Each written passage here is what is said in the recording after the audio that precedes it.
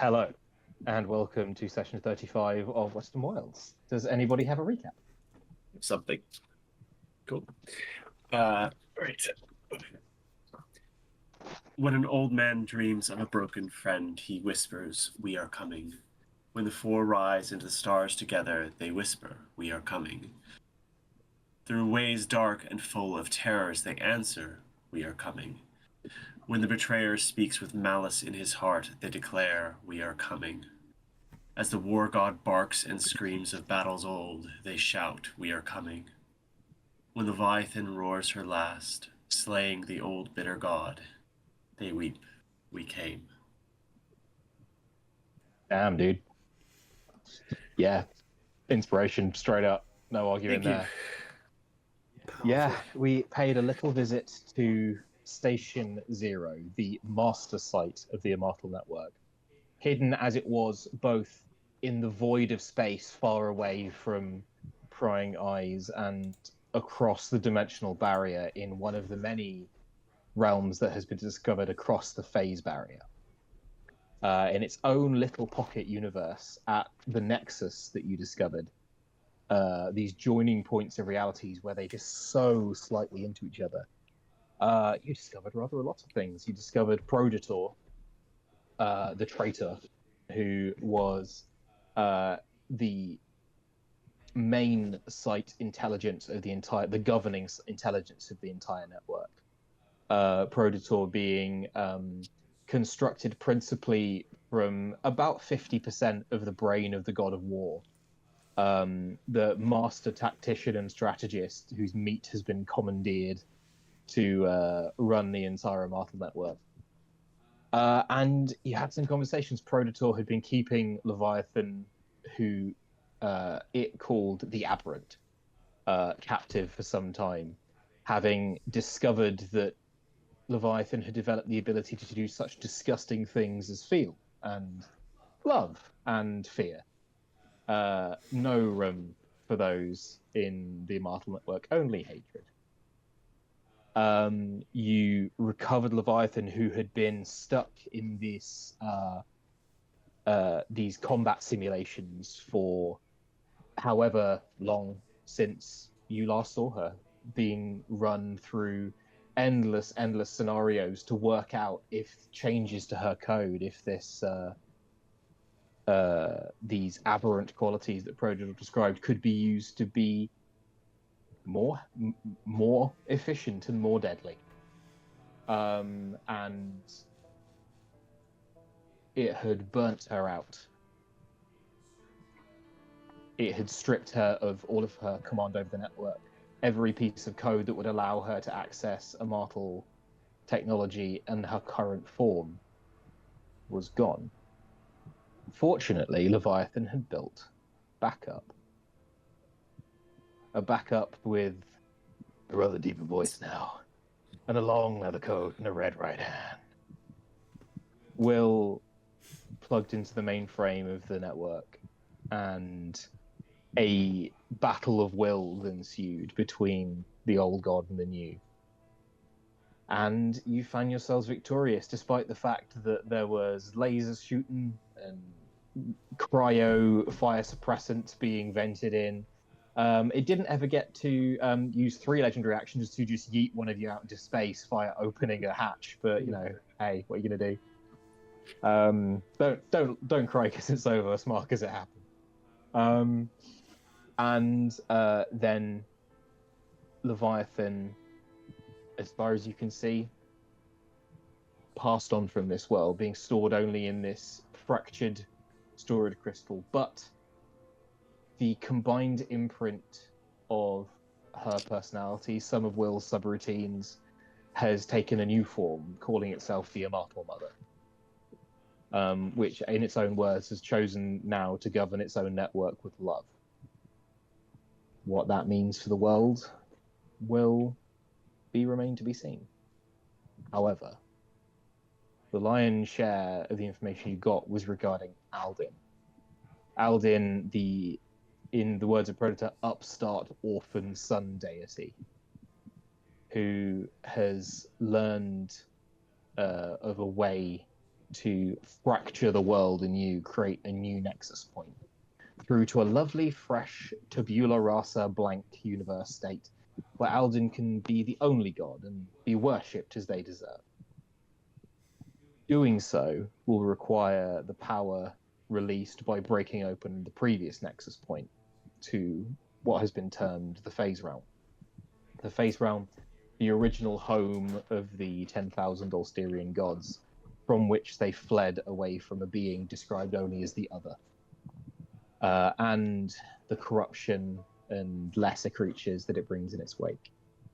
You also discovered that the phase realm initially was researched very heavily by the precursor humans until they discovered the truth of what it was and stopped pitching their prisoners of war into it as a stasis. And you also discovered the truth of where the other is now, where the other has always been for as long as this planet has existed. With a few recorded messages, a few final words from Leviathan, the surety and certainty of your success, born of faith, not of prognostication or prophecy. You set off from Station Zero. What's going through your minds as you're heading back in the shuttle? It'll take you another 10, 12 hours to travel back to Talan.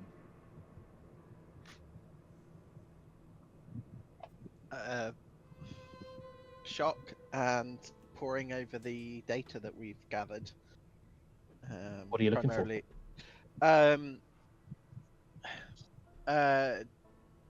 so how do we shut it down? And is there a way to shut it down that kills all life on the other side? Correct. You got that. You got that specifically.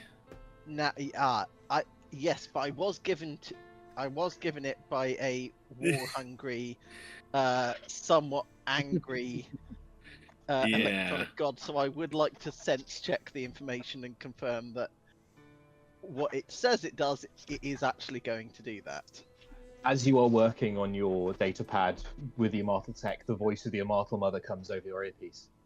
Hello, Misty. It looks like you are trying to access information about Subsite 83. Can I be of assistance? Yes. Is what the very angry man said true? Regarding this data, is it how? You how refer to easy... Prodator? Yes. He was very angry. Is it? How easy is it going to be to shut this Nexus capacitor down? And is there a way to overload it that would extinguish all life on the other side without extinguishing our own lives? A moment. You see schematics begin to be beamed through to your data pad. They look like various bits of machinery, various things, sort of computers, other things. Some of the things you see are very, very familiar from town. You recall those big, cloud-like coils on the ceiling, which you learned were Nexus capacitors. These are bigger and more developed, sort of sturdier. And the Immortal Mother comes over the Nikian.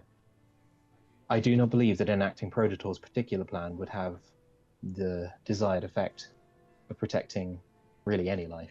Prodator was only seeking to foment war. In terms of extinguishing life on the other side, the knowledge of how to permanently kill any phase being is quite without my knowledge. In terms of the creatures that lie on the other side, I know of several, at least 2 Homo Novus. And then begins to list other angels, and there is a complete inventory, like a prisoner log, in the thousands of angels. And those are only the named angels. So something like a Hound Archon would be named, or a member of the choir.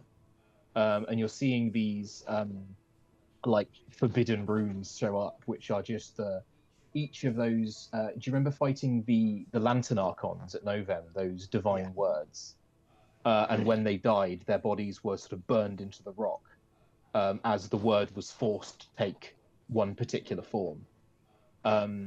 As the angel gets more powerful, it becomes a more complex sentence or phrase, whereas a Lantern Archon would be hope or mercy or something that gods like to say they have. The greater, the sort of slightly more impressive, like the Archons or Sylphs, which are those members of the choir. And as you get up to like Solars and Planetars, they are passages from divine texts given immortal form, into physical form. Fortunately, of those in the phase realm currently, they number you could count the number of Solars on one hand. There is also no guarantee that they are near the portal, if that makes sense. Because the Nexus, you're aware. Can I get a tech check from you, actually? Yes. That's 26, I think. 26, Yeah. perfect. Yeah. You're aware that the Nexus on this side has to be in a very specific fixed locus within space-time. For example, you had to travel to the Site Zero Nexus to be able to get through. You could not have done that from anywhere else in the universe except that particular point of space-time. Yeah, of space. Yes, whatever.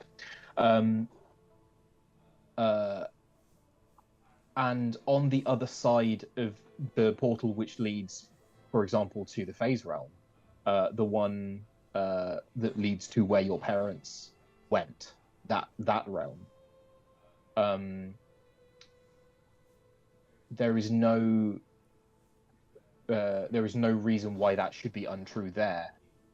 There is a whole universe on the other side of that, a whole reality on the other side of that, and therefore they would have to be in a particular place as well. So only the creatures who are nearby that particular place in space there would be coming through. So wherever those angels and the dead gods are, couldn't say.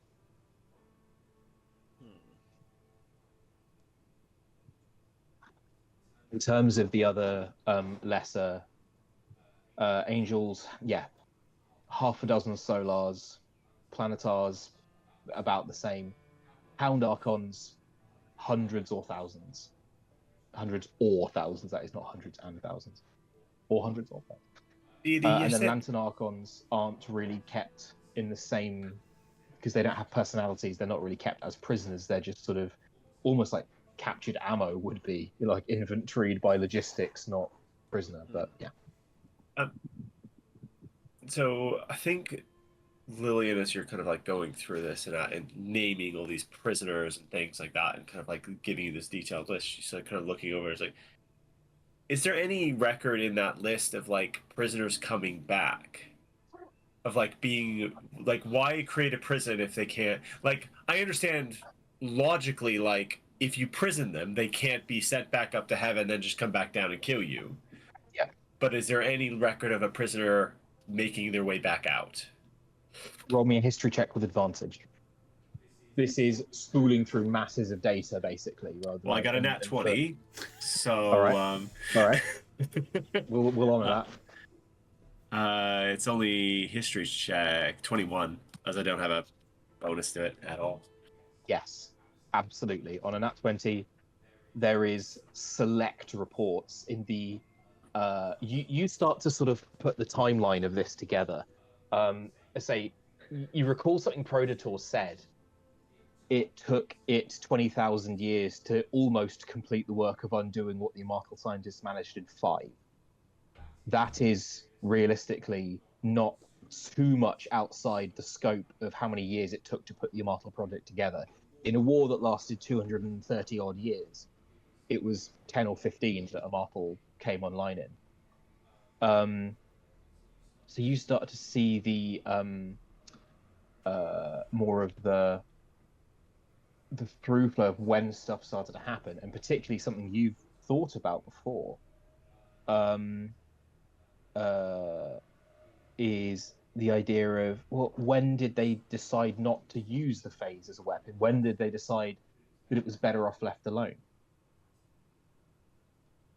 And as it happens, that's several days or weeks after a report of a prisoner making an escape from the jail and breaking through the primary, the secondary nexus capacitor at subsite 71. Subsite 71 was town.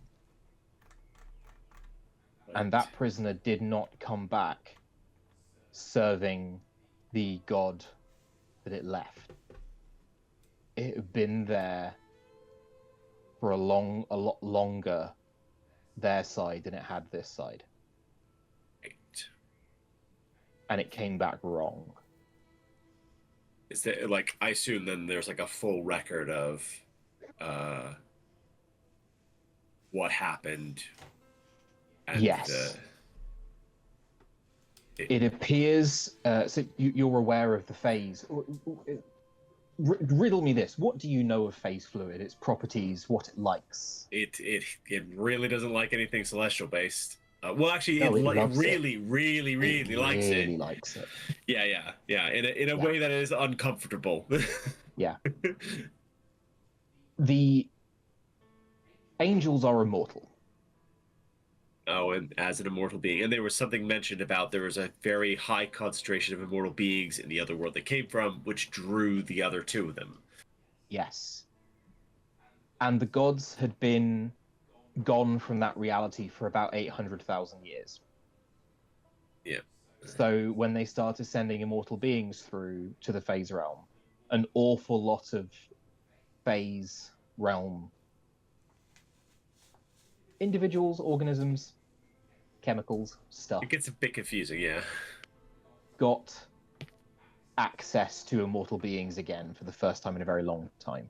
Right. There is a report of the coils, what are referred to as the Nexus coils, which lines up with what you actually saw in Sub 71, sustaining very heavy damage, and it looks like they were never fully repaired. That might be why, when they were fired up, it drew things through the portal rather than just creating a portal. Right. Pulling with his parents through. And the angel that was that came back through it is mentioned that it was contained. Fuck me, it's somewhere. Wait, does it say where it was contained? It doesn't. It looks like it was not contained by the Immortal Network. Ooh. It got out into a world full of war, and something happened to it. You get the sense from the after-action reports given of all of the Immortal Network's little spies, little eyes out in the world before it went fully dark. They know what happened to it, or they at least saw the results of what happened to it. But probably what happened to it was a combination of the armies of heaven and the armies of Doralus. Immortal didn't fix this. Yeah. Immortal didn't clean up its own messes. Yeah. Does that make sense? Yeah, so the two armies went, what's that? Oh, that's worse than us. We need to deal with that together. We'll deal with that, and we'll have a short little thing, and then we'll get back to it. Maybe not. Maybe it was just in the crossfire, and suddenly there were three enemies to fight. You don't see any sense that they were working together. Just got really just screwed in the There's crossfire. just more enemies now. Everything's like, oh, worse than it was before. Weird black goo thing flying around. Okay, shoot that. Must be the enemy. Misty. Get both sides, yeah. Can I get... oh, no, you don't know that. No. Ignore me completely. Okay. So knowing that phase goes after immortal beings, things with high faith, things with our celestial in nature. but then that everything in the phase ages quite rapidly, or well, the time works dilation that it's probably far out in the future. Yeah. But then there's also the candles that are all covered in phase fluid and are not dying but not living either. Yeah. There are also records of so you're aware that you are referred to in Immortal Records as Homo Novus, the kind of idea that there would be humans to come after. Inheritors is the other word for you. Yeah. Homo sapiens, which is what it refers to precursor humans as, there are incidences of a few scientists that went through and never came back, but they are all listed as killed in action, not missing in action. Misty, you think back to your time in the Candle Cairn, the cave underneath Death's cottage, and something she said rings in your ears. I have many candles like that, dear, but none of your time. Yes. Angels can be killed, they can just only be killed in heaven. Yeah. That's probably what she was referring to. Right. Okay. Will, Augustine, what's on your mind? Will is probably scouring the full access that he has now. Yeah. Trying to figure out something that he can do to like tip the scales against a god, the powerful entity that is a god. Sure. Trying to find some knowledge or some weapon or some technology that will allow us to basically fight a god, because I'm assuming that Will and Ryan are both assuming that Aldin is going to stay hidden up until the point that she needs to, but she has a heavenly host with which she can assault everything that we've got going on. So I'm also putting together a list in my head of allies that we could call on to try and meet this heavenly host. Cool. But I'm thinking that, we need something to deal with this heavenly host. And even if we do end up dealing with this heavenly host, if we use all our resources just fighting off these waves, then she could pop in and just murk us at the last second when she needs to pop in and do her thing. So it will take some time to sort through. It will take time to come up with actionable plans, and it will take time to retrieve whatever you're hoping to retrieve. So my question to you is, which do you go for first? Aishna, Doralus, Paytax? If you recall, Aishna was the precursor to the Aishna subdivision of Immortal. Doralus involved arming regular people. Paytax was hiding, shielding, that kind of thing.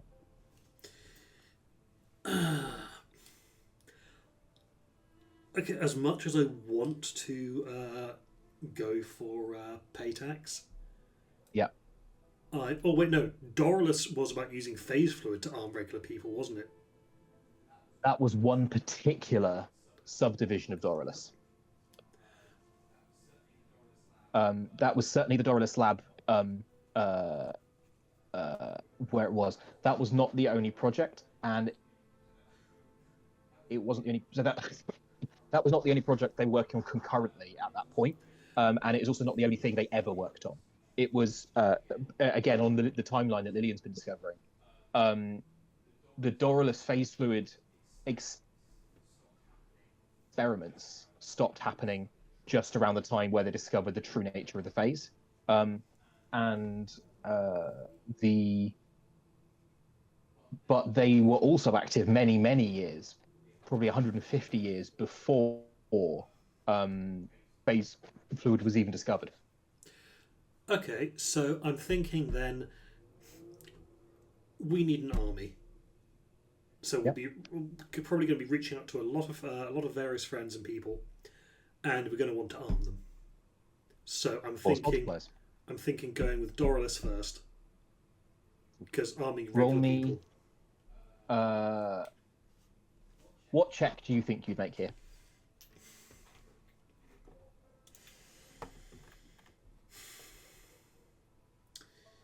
There we go. Sorry about that. No problem. I am just looking at my stats, and I don't suppose I could argue for persuasion in getting the AI to help me. I think. Who are you intending to arm with this?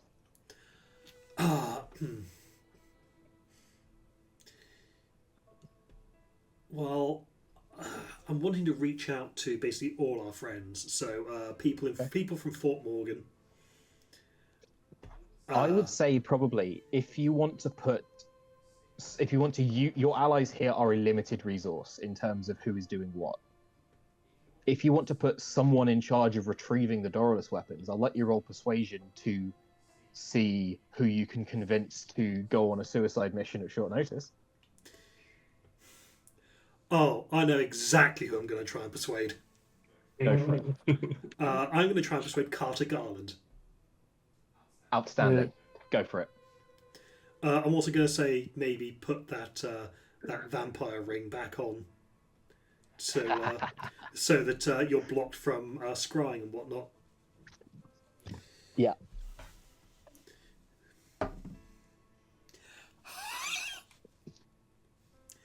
How does a 31 sound?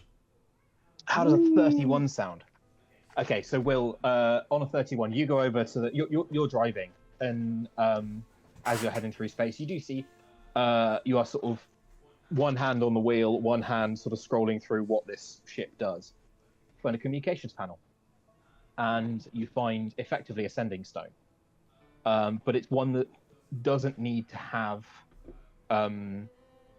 a companion stone. It's one. It's sort of companion stone. Yeah. So you can send a sending to Carter Garland, and in the interests of celerity, feel free to have a conversation with Carter as you would normally. So yeah, hollow screen pops up. And you see Carter just draw sword, and like just the beginnings of the wings come up. It's just something pops up in reality in front of him. Hey, Carter, stand easy. It's Will. Will? Yeah. You see, by the way, there is a bunch of paladins who've just got into phalanx formation behind him, as he has been working with the Berefel paladins hunting vampires. Hey man, what's up? Okay, so we've found out that that god that you came back proclaiming the glory of is planning on doing something that is going to end up destroying the world. Great. So we've managed to get some information about a cache of gear that might be quite useful in standing against her heavenly host that is probably going to be trying to tear apart this continent in order to achieve her goal. You can see that paladin you saw at the front gate to the mansion. The one who had like that weeping demon mask fashioned after the face of the demon who he'd slain in as his sort of trial to join to become a Night Brother. Location? Do I remember what deity this one worships? Berefel, this one particularly doesn't appear to worship a deity. Okay. I am pinging you across a location now. Oh, fantastic. Yes, we can certainly send someone to swing by. Where do you need us? Where would be a good staging point for this? Cool. So you we know it's up here ish. It is. It's up in these lands here. I'm actually going to pop a little mark. marker on the it's just going to be like a cross or something for now, but that would line. This line. You'll do. Can you see a little circle? Yep. That's the location of the primary next capacitor. Now, she doesn't know the location that we're going to be trying to defend yet. So we probably want people in the right general area, but not too soon. We can. Do we have to? And you can see Brother Anthony comes into frame. I'll speak to her. We can just tell us where we need to be. We'll teleport. Okay. Is this sending stone secure? You can only imagine that if any communication would be, this would be. And how likely do I think it is that Alden's going to be able to pluck the information from their heads? So, Alden, despite what they would insist, is not omniscient. Yeah. They are powerful, but they are a cudgel. Like and laser. also the god of mind reading, or the god of like torture, or the god of prophecy, or the god of divination probably would be able to pluck thoughts from heads. Yeah, but they're probably all dead because they were dangerous in the war. Hey, the god of prophecy. I think I think it literally went god of death, god of prophecy as the first two casualties. Yep. Yeah.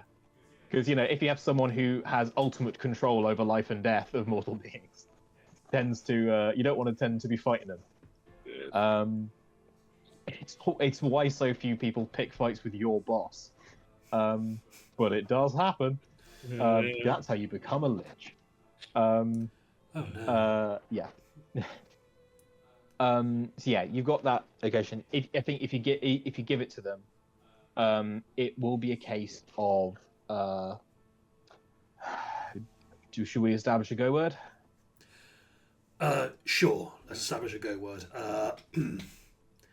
Blasphemy. I was going to suggest Twilight or Dusk. Well, there's a certain sense of humour to both of those suggestions. I do my best, dearie. All right, let's go with Blasphemy. Very good. I see. Okay. Give us the location of the cache. We'll make our way there. And good luck. Thank you. Your first apocalypse? Yes. You never forget you first. Ta-ta. Ta-ta. Yes, so I'm also thinking. I also wanted to speak to the others about who we can possibly call into this. Like I've just spoken to Carter, and by extension, that's brought in the Knights of Barafel. Yeah, that's who he's been with this whole time. I think the Knights of Barafel are probably the biggest gun, second biggest gun in this in our pool of allies, maybe third biggest. I just remembered about the cottage.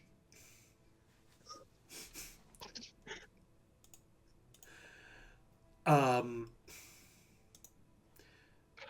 tell you what, yeah.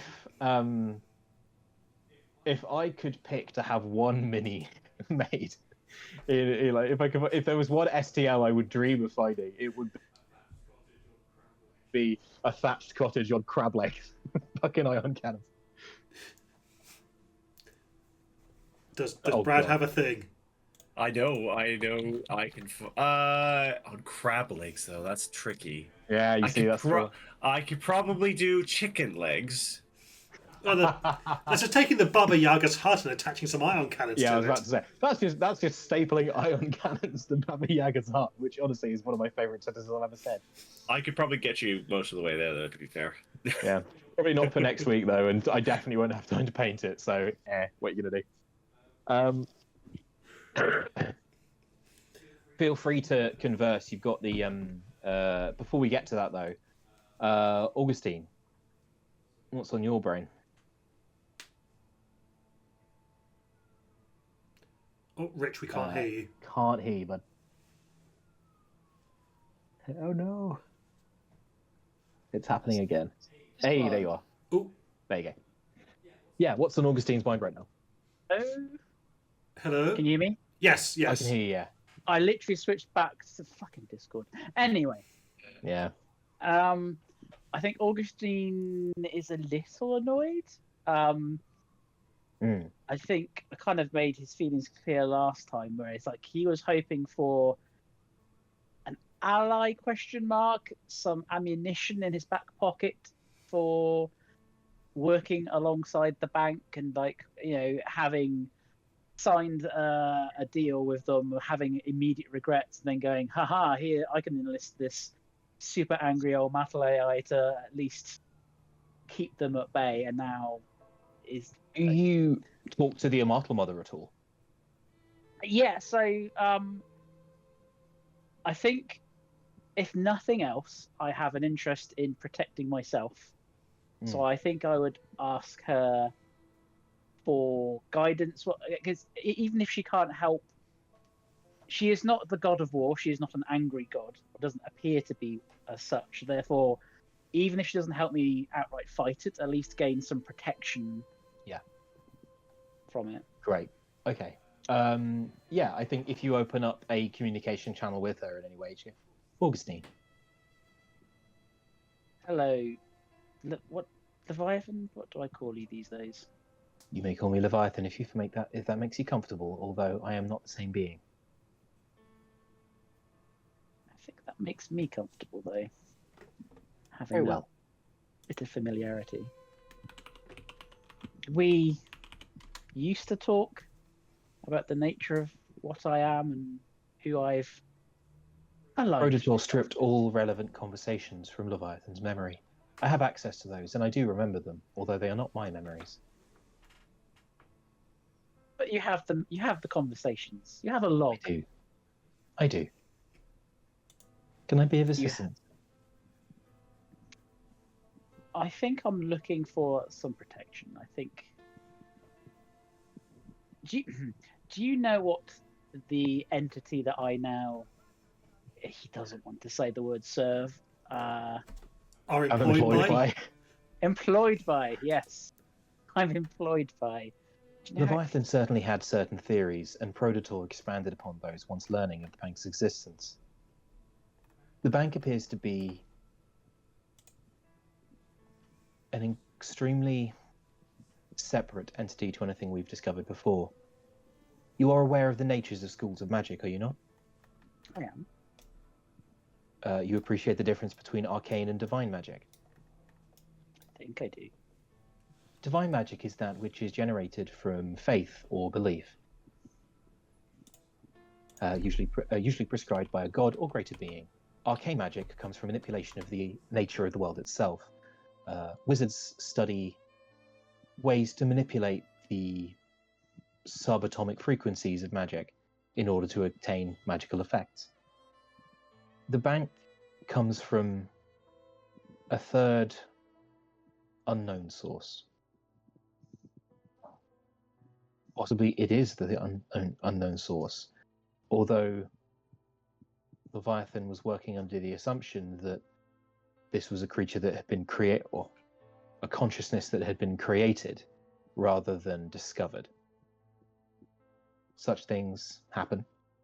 Cosmogony is not a one-time event. I would caution that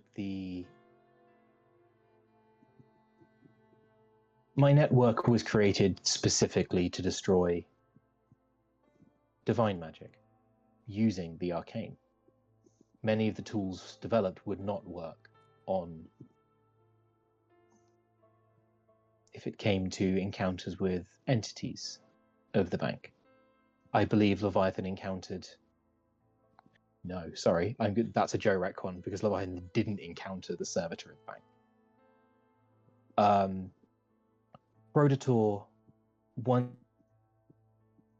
it took the data scan of your datapad after you activated the Wingbreaker protocol, took footage from your eyepiece involving an ontologically parasitic being occupying the same existence as one of the debtors of the bank. Do you recall? I do. It was a different entity. It wasn't just a person mutated. Ontological parasitism is the process of one being that is completely dependent for its existence on another.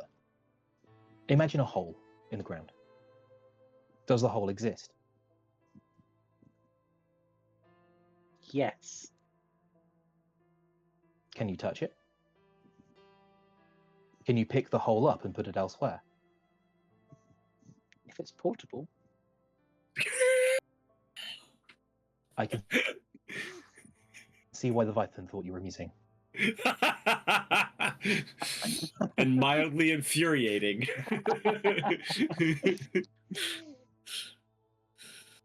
You can certainly The do it. hole is is an ontological parasite of the ground around it. In the same way, the interns, I believe they were referred to, are ontologically parasitic of beings who have created a link with the bank, debtors. In the same way that imps serve the forces of hell, or angels serve the forces of heaven, these ontologically parasitic beings they exist, but only when you're looking at them. Does that make sense? You once described a friend of yours once described Lillian as having a parasite. I recall. You almost see it like go at this impossible speed through its databanks. That is a parasite in a very much more literal sense. The essence of magic is like a stain on a carpet on Lillian's DNA. It is ingrained and essential to it at this point, and it does not make her. Oh, I have whitelisted her from all Immortal Weapons networks. Thank you, dearie. I'll let her know. She is a friend of the network and will be protected. Right, I've got off on a tangent now. An ontological parasite does not have a physical presence, nor can it actually affect another being. It can only subsume its existence for a time.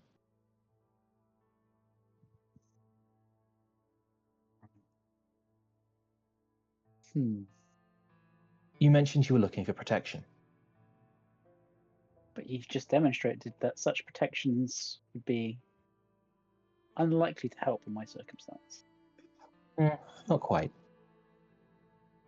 I would suggest that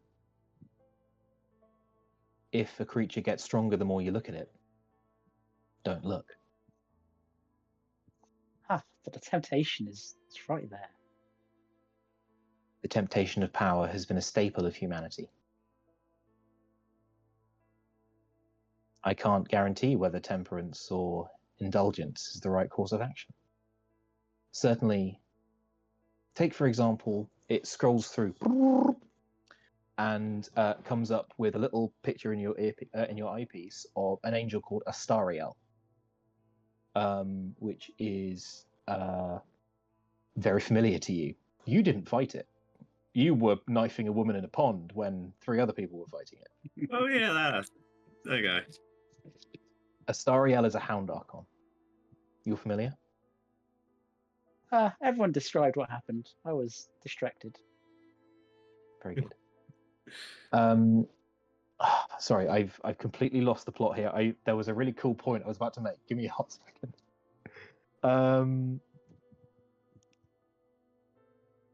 What was the question? What was the last thing we were discussing? I was saying how you've demonstrated how the bank is different, therefore your technology the protections wouldn't work. Yeah.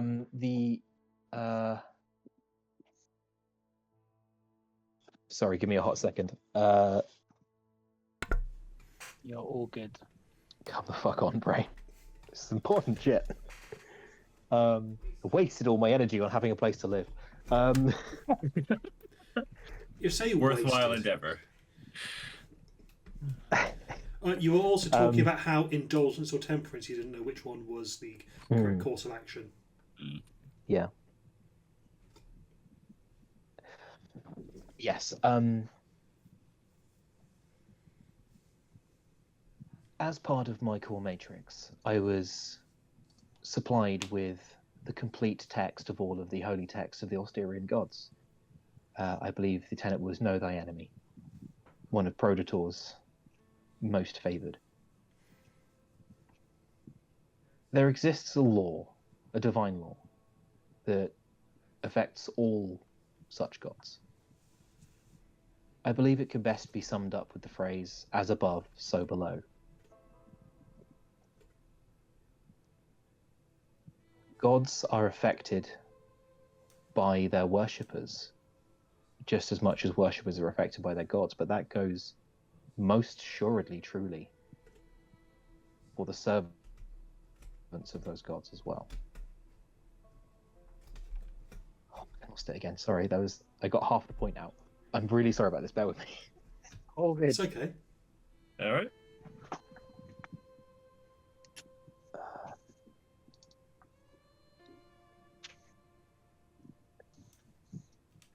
Just admiring how long my cat is. It's a very fucking long cat. Bear with me.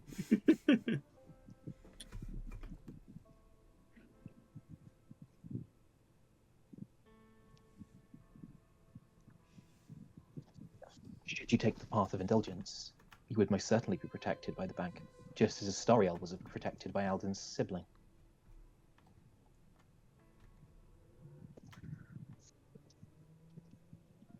I can't offer you solutions because we are breaking ground, as the phrase goes. However,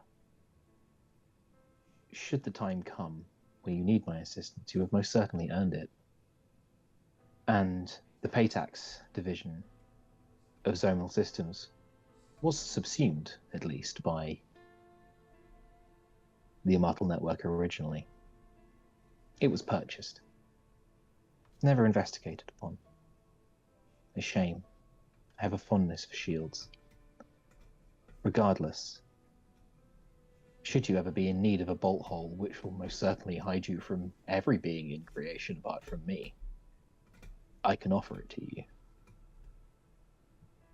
Thank you. You're most welcome. I had one other question. I'm listening through the wrong earphone. That's why I can't hear you. Please continue. I have one other question. Please. We're beginning to realise what the phase is and the phase fluid. I'm sure you'll remember that the armour that some of us wear was partly constructed from it. Yes. Now, it's my understanding that that's dormant, but can that be reversed? Should I be worried that I'm still wearing it? It is attenuated. In the same way that, are you aware of the metal viridium?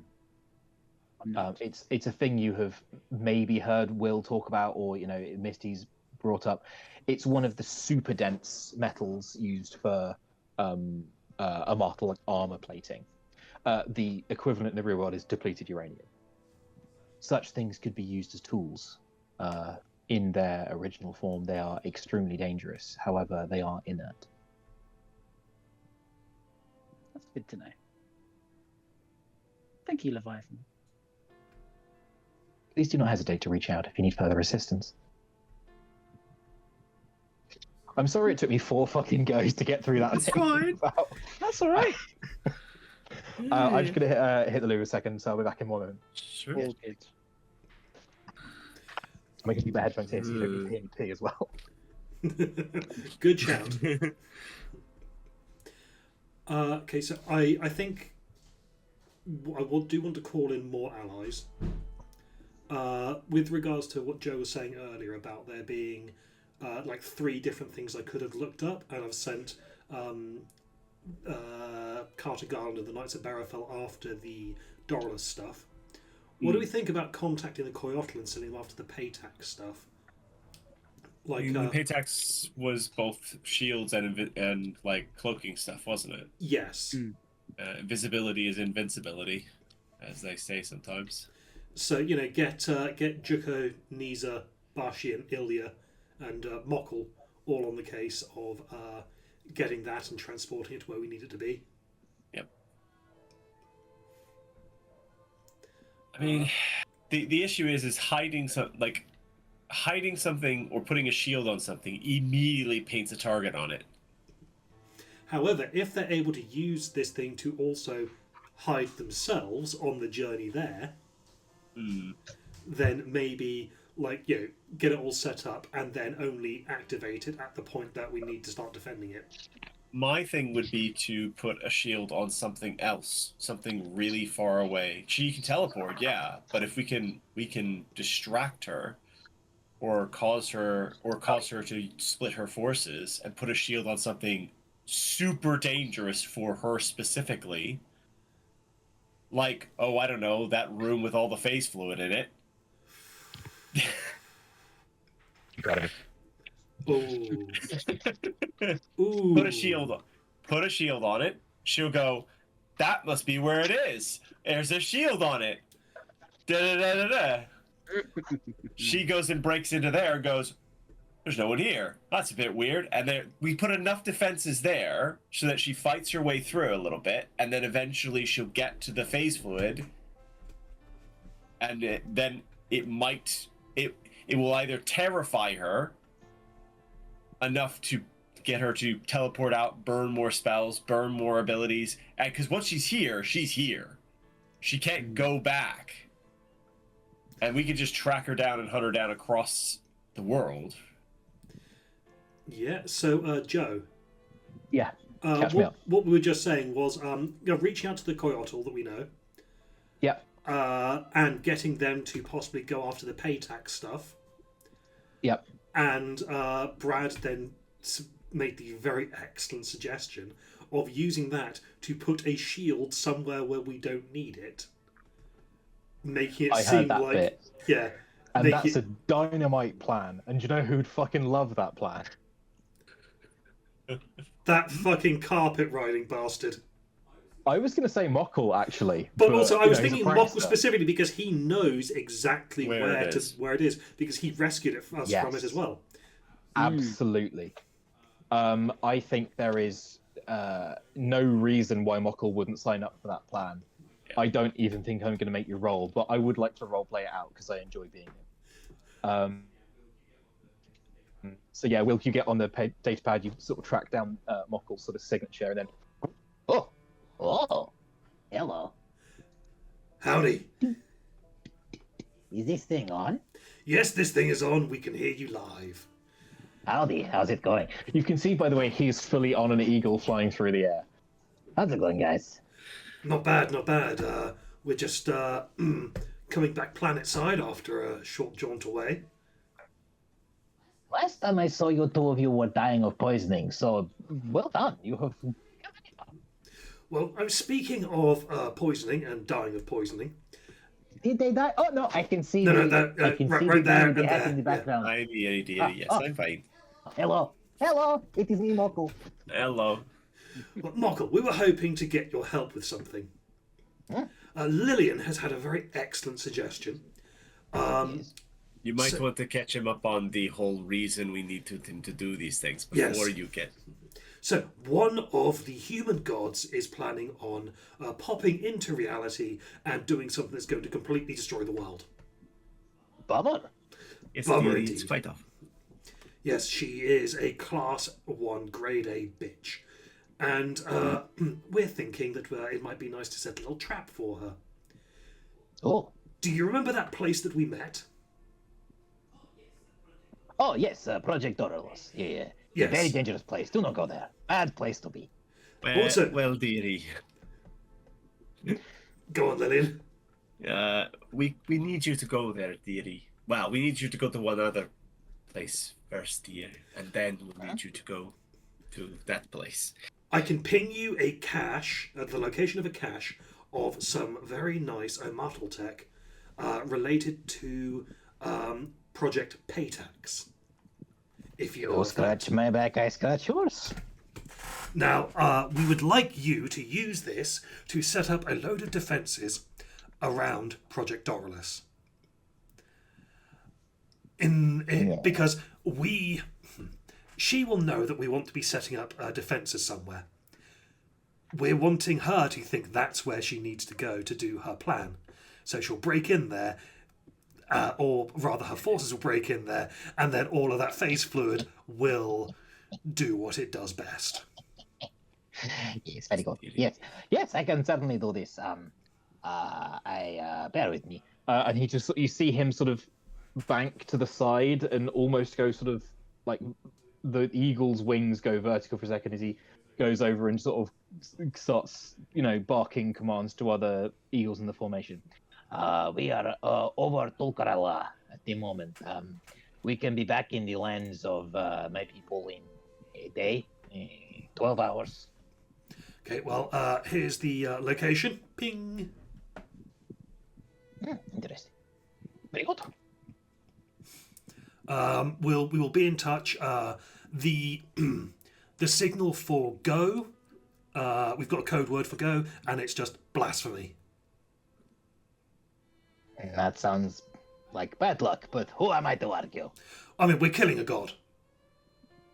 No, that's true, yes. No, you don't do that every day. That's a once a week treat at absolutely most. Yes, it is. Well, these are my details. You can reach me if you need to. Stay in touch. Will do. Good luck. Goodbye. Goodbye. Yeah. Goodbye, dearie. I mean, that guy's an absolute fucking delight. He seems well.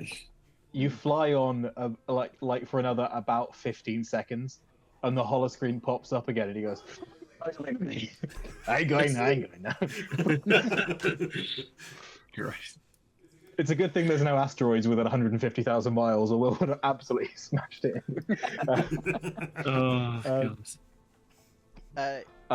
Cool. Joe, I sent you a message. Bear with me a hot siggity second. Let's. Sorry. Oh, I've got 2 secret messages.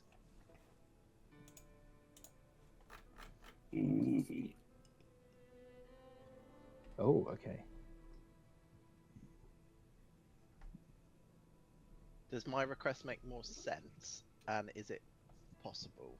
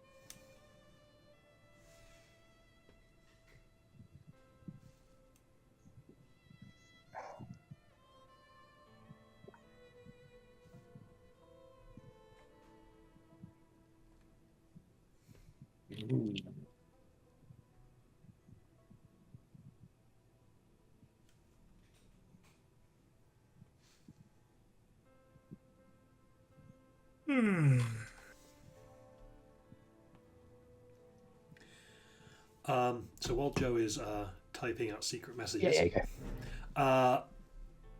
Will is going to offer the communications panel to anyone who wants to make any calls for allies. And will suggest Lillian. Do you want to reach out to? Do you want to reach out to the headmaster and see if there's any assistance that she can provide? Oh yes, dearie. I'll have a lovely chat with another grandma. That's fun. Yes. I need to speak to a more long-distance caller as well at some point, and yeah, I can do it in here, I suppose, as well. I mean, if you need some privacy, then no one's in the cargo hold. I can turn off the internal sensors. Oh, no, dearie. No, I don't think I'll need any privacy. It's just a question of reaching out to an older young friend. It's a bit confusing. New friend, I think. I hope.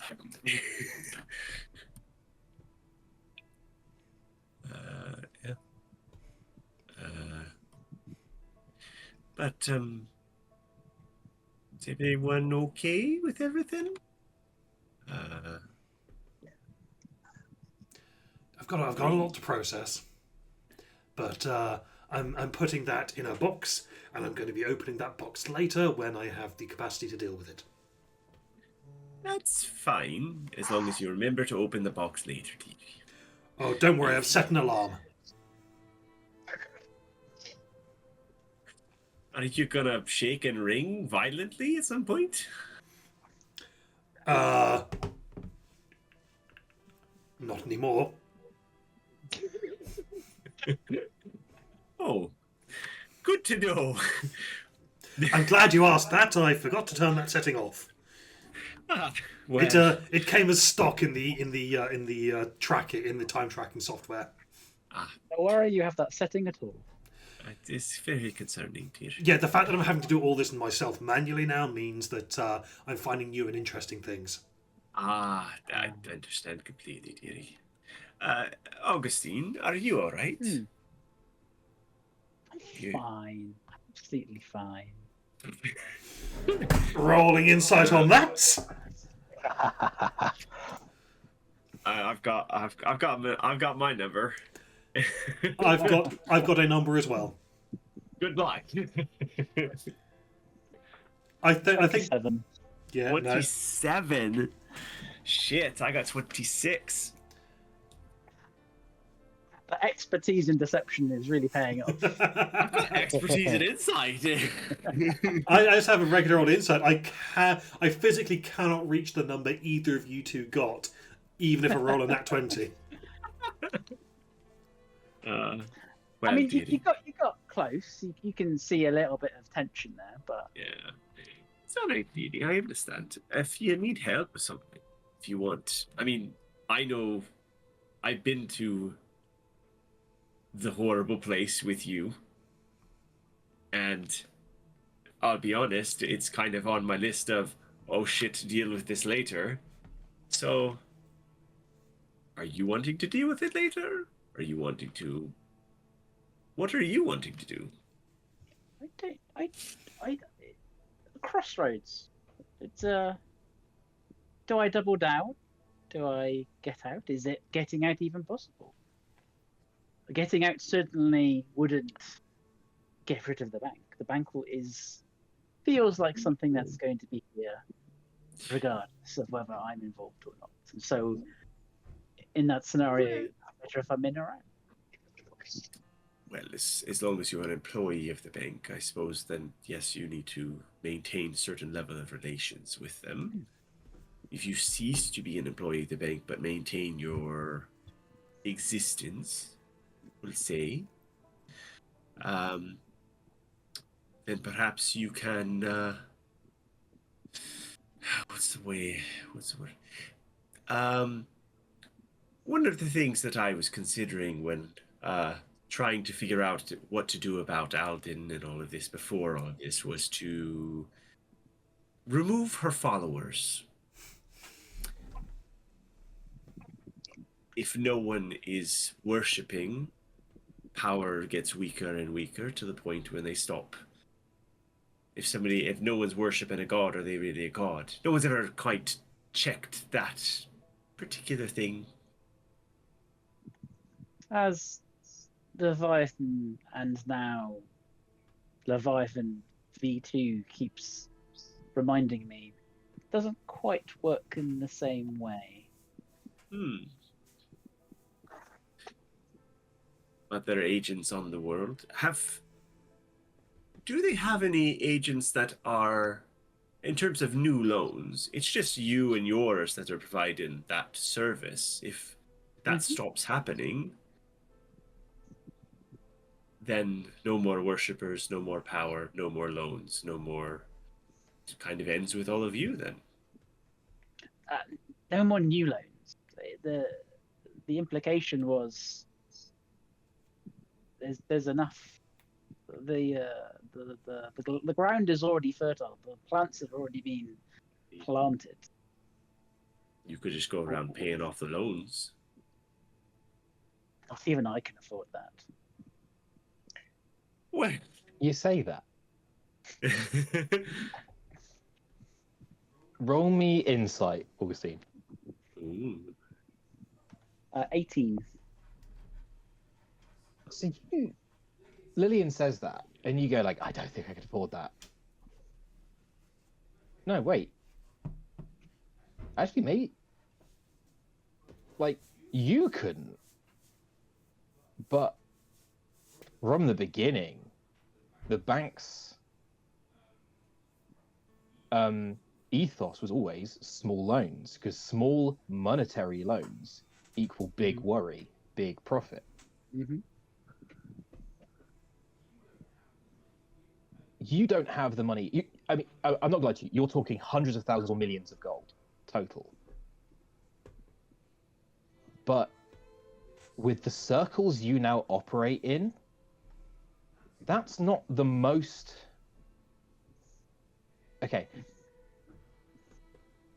What occurs to you is if you're having to pay in Valenian dollars or Valenian gold pieces, the issue what you get with that idea is one of logistics of getting that much currency to feed into the bag. Because the economic instability of the bank is such that when that money goes, it is consumed. Do you remember what I said about those bags? They're not Oh, bags, yeah. they're I mouths. remember that one. Yeah. So it occurs to Augustine that what you could probably do, and I'm not saying this is less evil, I'm just saying you could do it. If you got enough physical currency together, that, by the way, is fully destroyed when it goes into the bag.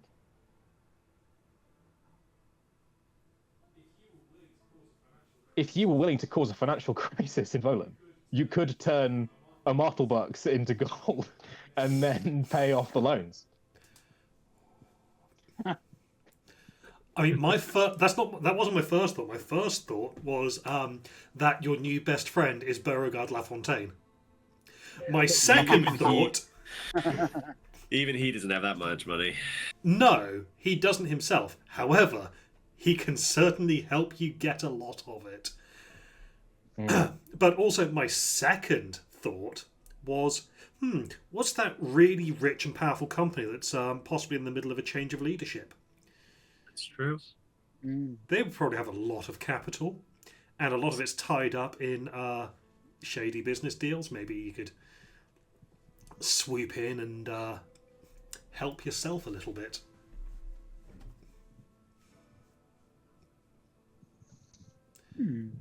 Anyway, out loud, Will is going to say, whilst you're having this conversation, he's just going to say, Augustine, you've been there for me personally, at least, through thick and thin. If you need help with something, please let me know and I'll do what I can. Many thanks. I still don't know where I'm going, which direction I'm going to go in yet, but... Is there a... So I've got a line to the god of children. Is there a god of contracts? A like, minorish more deity that would not have been on anyone's radar of, like, why are we going to kill the god of contracts? He just writes shit. It's not that big of a deal. Leave him alone.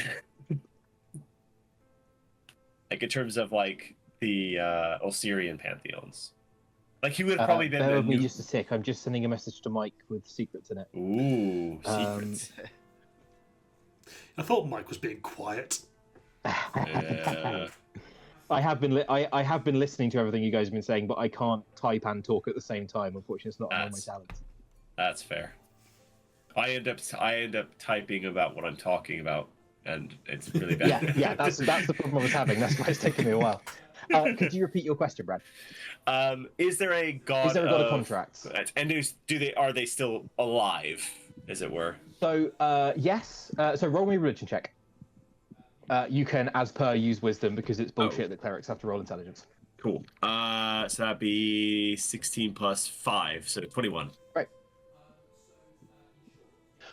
So in short, yes, absolutely. There is an Ulterior God of Contracts. They are alive. With a little bit of sprinkly stardust from the Immortal Mother and their databanks, the God of Contracts was a conscientious objector to the war.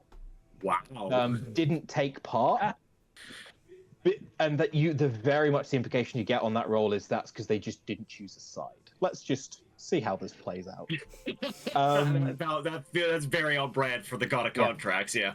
Because don't forget, the war didn't start between humans and gods. It started between gods and gods. And it was only when they sent Megazords to kick down the doors of heaven that really everyone kind of had to pull their weight. So yes, there is absolutely an inconsistent God of Contracts. I'm going to come up with a name now. Petrin. Petrin. There you go. Petrin, the God of Contracts. Yeah. And like. Are you? Oh God, what was the guy's name? Bear with me. I need to Google something. I need to put this phone in its folder as well. Okay. I will get back to you in a hot second, Mike. Yeah, that's fine.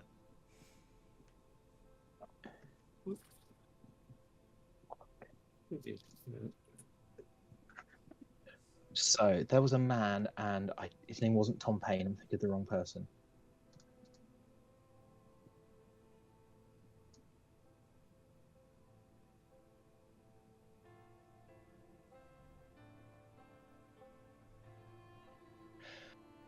Are you familiar with the name Timothy Matlack? Sound familiar, but I don't know why. If anyone has ever seen the cinematic masterpiece, and I will brook no argument on this, National Treasure, you might remember. Yes. Thank you. Yes, take a point of inspiration for that exact reaction, Rich. Genuinely one of my favourite films ever. And it shouldn't be. Oh, it's a classic. It's a pile of crap, and I love it. You may remember the phrase when they get the secret rhyme from the Templar Treasure, or whatever bollocks it is. 55 in iron pen, Mr. Matlack can't offend. Mr. Matlack was the scribe of the Declaration of Independence. He wasn't like making the rules. He wasn't part of the committee that decided on it. He's the guy who wrote it. So Petrin, very similarly, was the scribe of the Covenant. Right.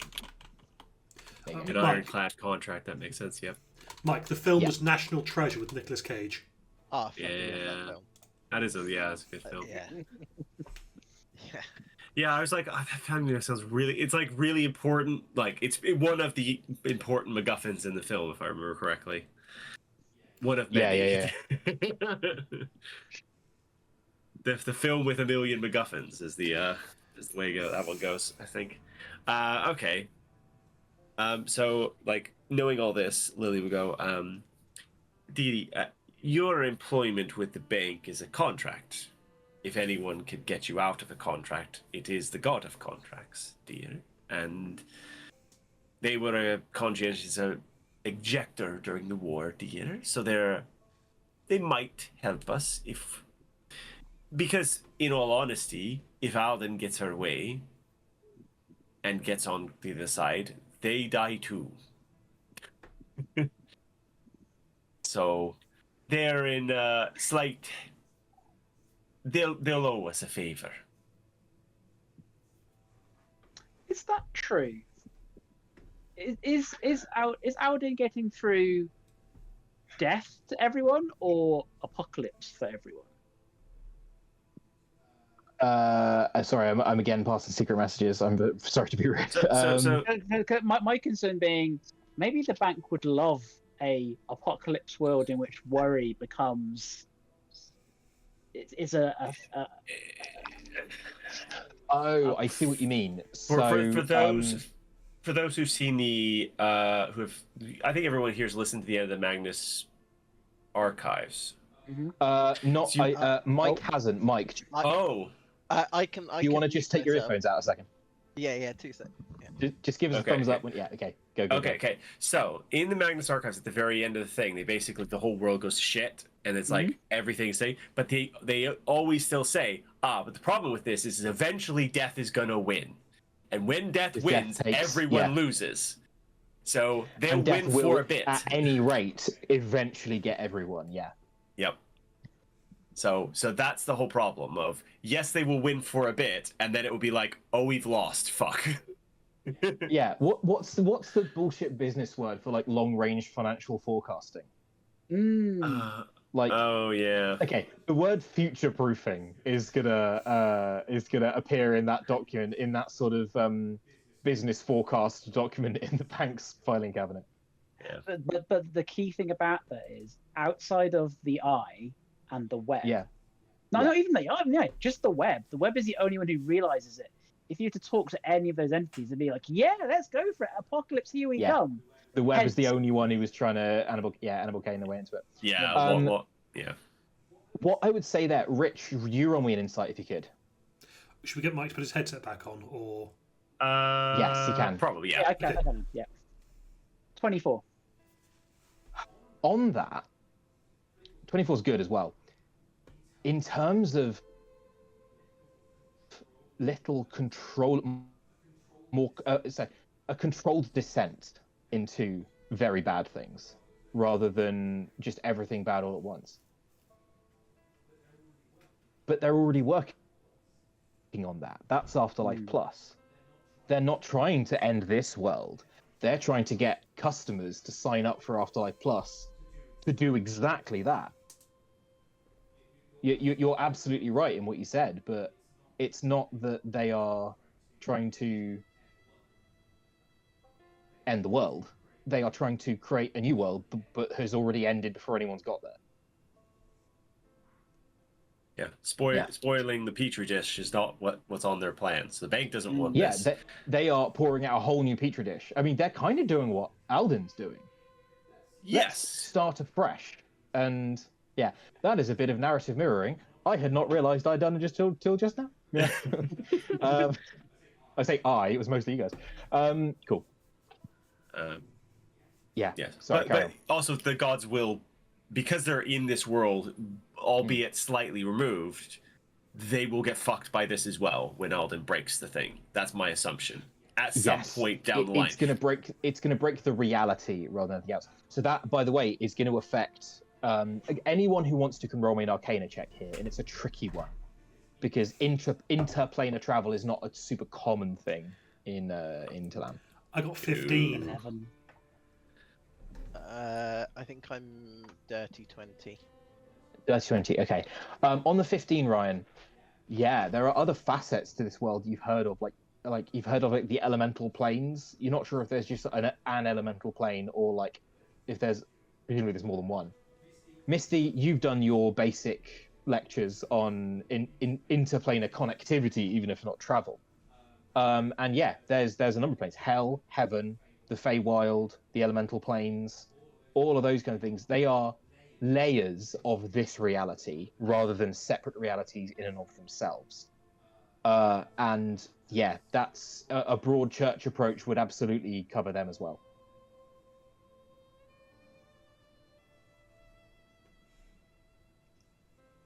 Oof.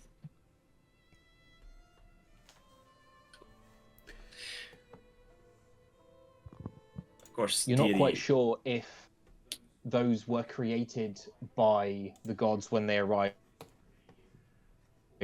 just under 1 million years ago, or possibly the gods just arrived in this layer of reality, created the heaven for them to live in, and then had lived in the what would be called the material plane with the humans for a while, created a prison, etc., then buggered off to a heaven when they created that as well. But there's not a lot of overlap between stuff like heaven and hell and the Feywild and heaven and that kind of thing. So those probably existed before. They're probably older. Hell's quite a new one. Yeah. Theory that the point is we'll need to Apple tell like hell them. rather than just the metaphor. Yeah. We need to tell them about it, because in order to have leverage, you need to tell somebody that something bad's going to happen and then save them from it. Spoken like a true adventurer. Well, the bad thing is definitely going to happen, and we are definitely going to stop it. We're just we're hoping that out of The goodness of We're their just hearts. hashing out the details at this point. Yeah. So. Cool. Mike, if I'm not getting other messages coming through on the screen. I'm not getting notified because of the way I've got my phone set up here. So if you do send me a message, just give me a thumbs up. Yeah. Okay. Yeah. I haven't sent you anything yet. Yeah, I just had to manually check, but I thought it'd be easier. Yeah. No, that's Cool. At this point, you're probably maybe halfway back to land. You can see the dot in the distance growing bigger and bigger, probably over halfway at this point. Where are you planning to land when you get there? Well, I was going to. So I have a thought, but I'd like to know more about the Eichner information that we got. Like, is it possible that we could go and grab the Eichner stuff ourselves? So it depends on what it is. Like the Eichner cache. Cool. So it is not.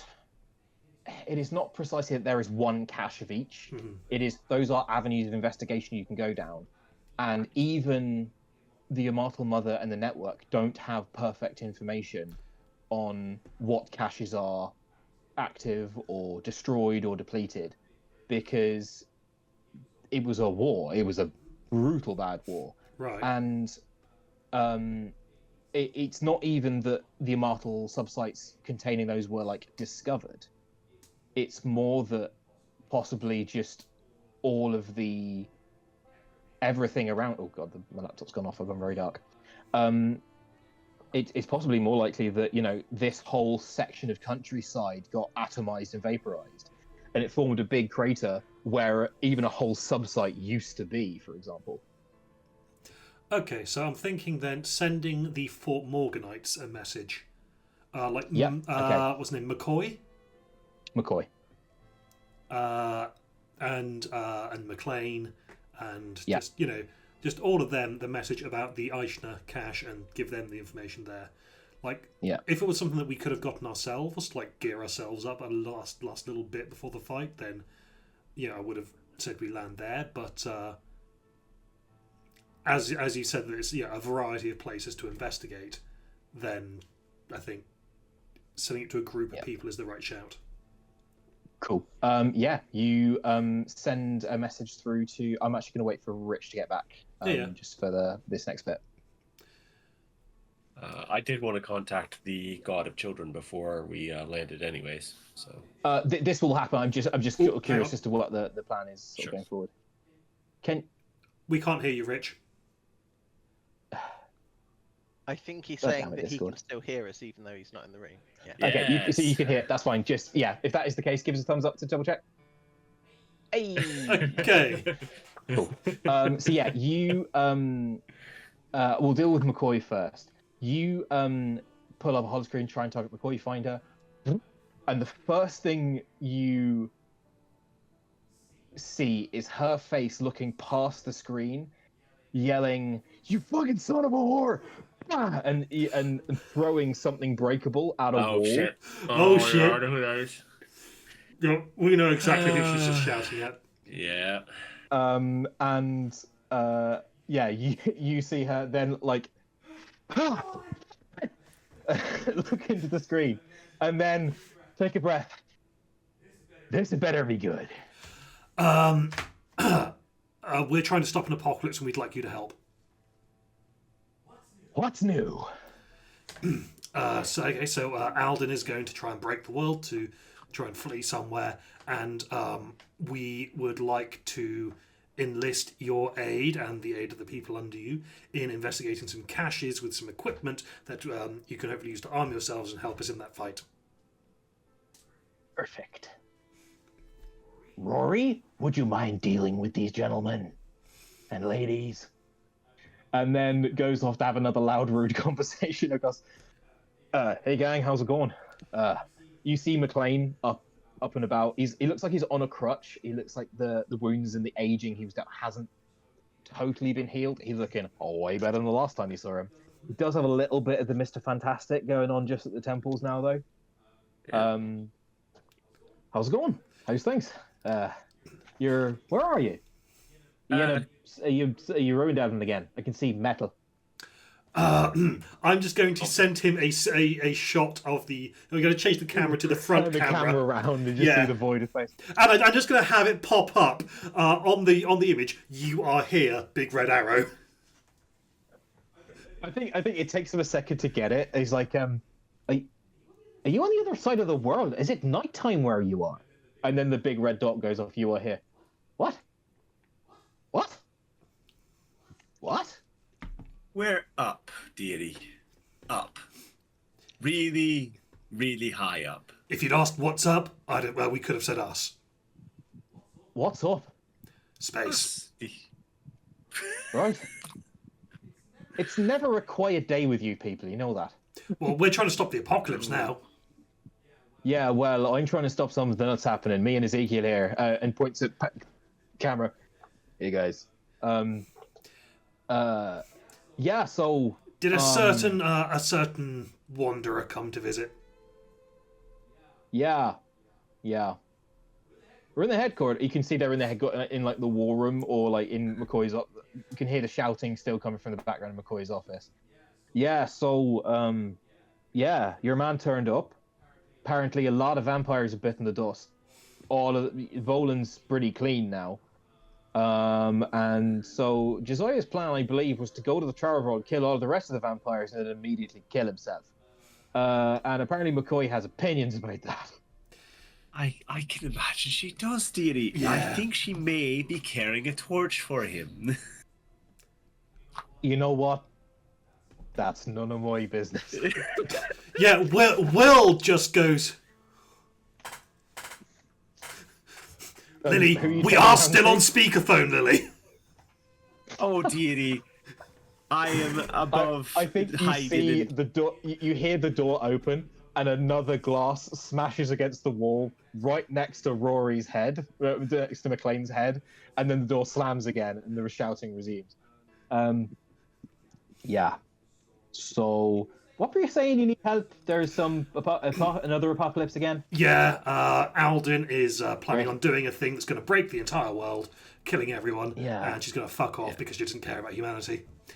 It may be slightly less violent than where you are now, though, dearie, so there's a bonus there. Well, we've got a range of locations. There's been a bit of a development on that from our side. You know, Carter came back, and even though he's disavowed him, there's a bit of a sect kind of developed around worshipping Alden. Yes. We can call it a cult. We can call it a cult. We can call it a cult. We're allowed to call it a cult. We can call it a cult. Are they worshipping him, dearie, or are they worshipping Alden? It's important that we make a distinction there. I think it's like he's like a rogue prophet or something, but it's definitely going up the chain, you know what I mean? Oh, right, dearie. That's a problem. Yeah. Yeah. We've been doing our best. It's a lot of the disaffected, etc. have been right, dearie. Yeah, right, we've had a few angels popping in now and again within Fort Morgan. Are they doing any smiting, dearie, or anything like that, or just popping in, saying hi? No, the opposite. The sort of goodwill mission. Dearie. Skin crawling. Proselytizing Alden at the same time, I assume, something along those lines. That's the badger. Yep, that's the one, dearie. Oh dear, that's her MO. She likes to give a small amount of berries with one hand, and then she hits you in the face with the other. A carrot followed up by really quite a lot of stick. Yes, unfortunately. Yeah, it was explained to me. Yeah. Okay, I'll get some lads together. Ezekiel, is Nazir left? And he calls over to Ezekiel, who is like casting ball of stone on the door. Is Nazir left? Yeah, they're maybe a couple of hours outside the city, but we can get them back. Okay, yeah, sure. Yeah, why not? We can, we get the gang back together. I'm assuming this is more of a task force thing than a mass kind of exodus thing. Yeah, I think this the task force thing immediately, and then we are still technically fighting a war as well. You know, it's been quite quiet since the whole battle, but still, yeah. Yeah. Well, good luck for that. Yeah. Right, we get together. We get to the cache. Where do you want us to meet you? Did we set a rally point anywhere? If you're sending Mokkel and the Rayber Kuotl to do the decoy to split Alden's forces between the two, Yeah. I was imagining that the other place would be actually at Site 83, which is the place you need to defend. Yeah. I think Yeah. having the decoy thing is probably as much subterfuge as we can manage it like this. You see, you've dropped the map pin to McCann, to McLean, sorry. And you see his eyes light up, and he goes, "Ezekiel, that's really far away. We'll never get there in time." He's like, "No, man, let it go. Let it go. You can't. She's gonna. It's really far away, Ezekiel, and we do need to save the world. I'm gonna get a go on the bird." It's not that exciting to you. I think it's more important that it's also really far away from what's happening in the background right now. Oh no, you need to bring them, dear. Oh, actually, yes, they might enjoy a project. That's not each other. Yeah. For now. Yeah. Oh, great. We'll bring them on the bird. You can't Watch them really in talk. closed space. You can't talk to each other on the bird. It's fine. You're okay. Oh. Oh, great. Oh, that's all the problems then. Right. So it'll be like as not. Nizo owes me a shit ton of favors. So it'll be him, Bashi, Yuko. I think Avu's still back in Playoff Mali. So that's the wrong place name. Logarulo was what I meant to say there. Sorry. Yes, it'll be me, Nizu. I think Ilya's back with Avo. So me, Nizu, Bashi, McCoy, and good old JJ. JJ? He's terrifying. Oh yes, he is, dear. He's intense. Very intense. Oh, that reminds me. We're calling you. We're not going to bring any false hopes into this conversation, but we'll maybe be able to level him out a bit. Great. Cheers. Take care. Oh, what was the? Yeah, sorry. No, wait. Where are we meeting? Did you give him the? No, sorry. We've already given him the map pin. He was going, "Oh, it's really far yeah, away. yeah. We'll never make it." Cool. So, where are we? Just let us know when you want us to be there. Yeah. Yeah. The go word is blasphemy. Great. Works for me. Yeah, and you see it shut down. Yeah, so I know. Cool. I need to do things, dear. Well, at least we don't need to call Kincaid in separately. No, dearie, that's sorted nicely, sort of. Misty would like to do a couple of things. Yes, please. So, is it possible that she could reverse engineer, because I think we've got at least one of the vampire rings that has the properties of proof against scrying and things like that? Yep. Is it possible to modify that so that it basically will create a faith shield around Alden that will inhibit her ability to gain strength from her followers? You want to turn this ring into a Faraday cage? Yes. Do you remember in like session 11 when we discussed the impossibility of, or how difficult it would be to pickpocket someone's fingers off them? Do you know what's so fucked up? Is there someone who has a good enough sleight of hand in this party that they might be able to achieve pickpocketing a ring onto someone? You're not going to be able to change the form of it. And what I'm telling you now, what's your tech check here? What's your... So it's plus 13 to the roll. Do you want me to roll for it? Or... I'm going to regret this. If you can hit me Right, you're trying to do this in the back of a moving van flying through space, but it's a really cool idea, and if anyone could... I'll give you the help action. Leviathan, in her final message to you, described you as the truest inheritor of the work of the precursors that this world has known in its current epoch. If anyone can do this, you can. If you can hit me a 32 on a tech check, you can rub as much funk on this as you like. And bear in mind we are... what was it? It's a 19 on the dice. Oh, fuck yourself. You don't need to rub funk on it. You don't even need fucking Flash of Genius or anything. Okay. Flash of Genius anyway, right? So, why not? Sure, go for it. And the guidance as well. Ooh, I'll roll that. Yeah, okay. Tell you what, see if 4. you... So, what have you got at the moment? 32? Yes. I rolled 4 for your guidance. That's at 36. Flash of Genius adds a I 5. think it's +5. So 41. 41. 41. It's a good thing I like this plan, and I really like this plan. Okay. On a 41, let's not fuck about. You succeed. I will create for you a custom magic item that, if you can pickpocket it onto Aldin, will auto-attune to Aldin and will cut her off from any ability to regain spell slots, to be able to regenerate. It will make her mortal. Oh, damn. Oh, I like But that. I need something from you. What you have is a ring. It is a ring with a red gem. You know that red gem to be the blood of the first vampire.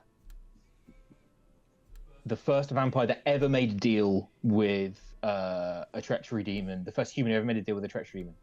That is where that power comes from. It is infernal. What I want you to do, you can take a little time to think about this. Tell me the story of this ring. How do you turn the one into the other? Because that vampire blood is going to do you no good. What does Misty do to create what is going to be an artifact item? What kind of power source would she need? That's up to you. I don't make the rules here anymore.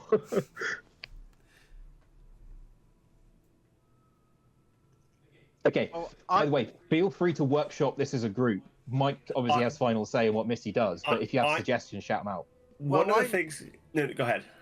Well, I'm pondering, because if we are going to create such a powerful weapon, this seems a perfect use to just, because I believe that we managed to recover, after it was dropped, the vial of angel blood. If there was a way to inject it, and so that you then effectively bind the treachery demon against an angelic form instead of a mortal one. So I'm gonna expand on this, and I think Lillian goes, but you need something to bind them together, and you need something that's like... One of the things that Leviathan said multiple times is that there is a parasite inside of Lillian.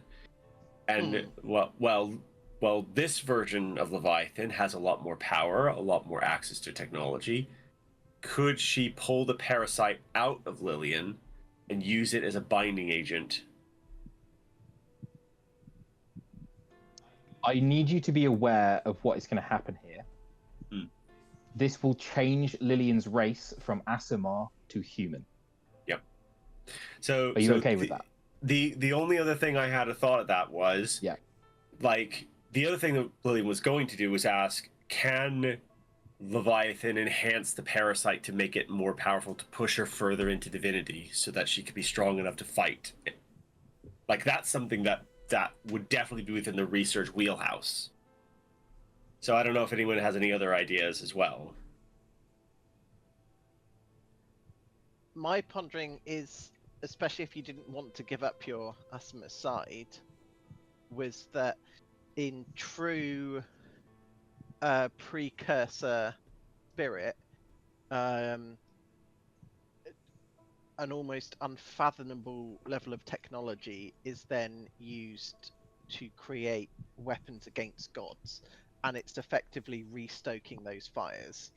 And everything that Misty has learned throughout her journey, and the data pad of the war chest by the precursors and Predator, it's not just the angel blood. There is a level of technology that is then twisting the original nature of both infernal and angelic, that then, from a technological point of view, they effectively swap the contract. So the treachery demon no longer has a contract with the mortal. It then shifts it, so the contract is then with the angelic being, and it is tricked because it's a treachery demon. The angelic being is then tricked into becoming mortal. So it's a combination of infernal, angelic, and technological, and it is a fusion of all three. So one of the things that you've had your entire journey is your servitor skull that you've kind of kept around and used as a pseudo AI. Magic loves a sacrifice. Ooh. Also, a sacrifice of the of the race that from the race that were betrayed by the gods themselves. I love that. Yeah. I'm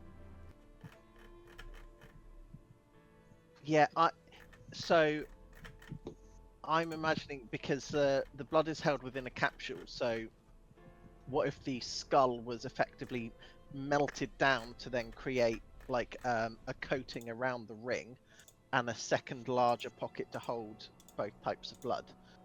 So the skull is literally sacrificed and then built into oh wow, the music has finally kicked in for Western Wilds. Oh, the music just changed for me as well. Sorry, 2 seconds. So yes, so the skull is sacrificed and is used in reforging the ring. Okay. Anything else from anyone else? Not as good as what is already on the table. Hey man, rub some funk. Yeah. Go for it. I was going to suggest, like, is there any like vestiges of the betrayer still hanging around? Like, as a one last. Predator. Yeah. Oh. As one last, like, he's gonna go out, but he's gonna go fucking fighting, and we'll give him this one little task because he would fucking love it. I think you have all given me everything I need here to narrate this. So what happens is Misty, you discuss this, you have these ideas. Misty moves out into the back portion, and this still has sort of a limited digistructing kind of capacity in here. And what you pull out of the floor is effectively like a sort of atom forge. You've heard that phrase bandied around before, but never really understood what it was. But this is... It is a thing which can create and pull in magic to create objects on the magical version of an atomic level. It is perfect control over form, substance, and structure.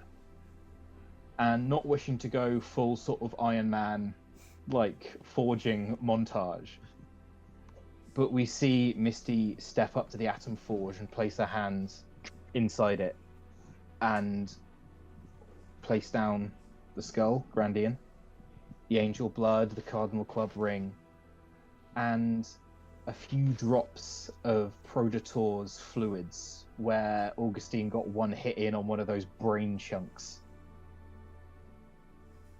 And unbeknownst to Augustine, just a little ink as well. drips down into the ring. This ring represented a compact.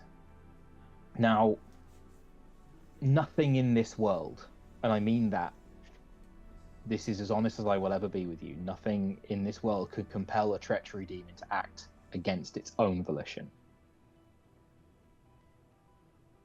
But what you do have is at least part of a being that was very literally constructed from spite. And treachery demons do enjoy that. So hell itself lends its powers to this endeavor, knowing that it has the potential to cause more suffering to an immortal being than could be sustained by 1,000 humans. You bring in a little fraction of the bank's power as a little drop of ink comes in, as all of the sides, all of the magics of the world converge. Misty there, bringing threads of magic together. The gem, that carnelian red gem, shatters. But you hold the magic there, spooling in threads like electrons round a nucleus. And inside, ever so delicately, you place a single drop of angel's blood, binding it with bone and blood and flesh and spirit and magic. And that one drop of Astariel's blood hovers in the place where the gem sat in the ring. Just a touch. For any intents and purposes, any casual passers-by would see this as a particularly bright diamond on this ring. But it is much more than that.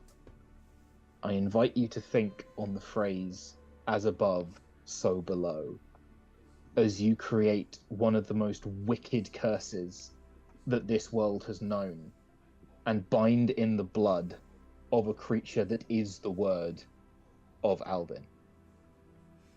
I will get you some stats for this next week on a 41. They're going to be good stats. You've just got to deal with that.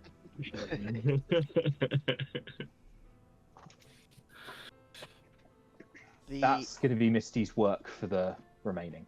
Yes. If you will allow, Misty would like to have a conversation with Lillian, though. Please, go for it. So at some point during the journey, she's going to tug on. Likely. Yes, dearie. Yeah. Can we, Granny? Can we speak in the cargo bay for a second? Oh, of course, dearie. Cool. And we'll wander through. Wait, why are you wearing your mag boots and holding that lever that says ventilation? I'm concerned. No, this is not about to be a trap of ultimate betrayal. But, Granny, how are you able to communicate directly with your granny? Yes, dearie, I can. I can ask her questions if you like. What do you want to know? It's about the candles, the ones that she can no longer see. Yes, dearie. I would like to return them to her. I feel it's the right thing to do. And I don't disagree as a follower, although devout is a stretch these days. I agree.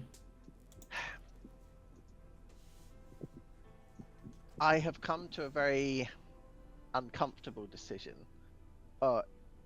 Realization that those candles, once returned, probably cannot be relit. And Predator has made me see that perhaps they shouldn't.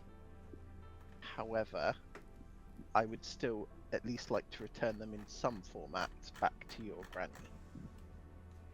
Now, there are two ways potentially that I could do this. If I were to overload the capacitors, it would wipe out beings on the other side that were nearby. That's difficult and not guaranteed to work, but possible. But I'm unsure if that act would return the candles back to your granny. I don't know if you can. I can ask, dearie, if they die on that side, if they die truly, is the phase fluid, whatever is over there, will that hold them there? Will they hold their eternal souls? I can ask. That's an easy question. The other option, although I feel timing is critical, during the shutdown process, we may be able to pull out certain beings nearby from the other side.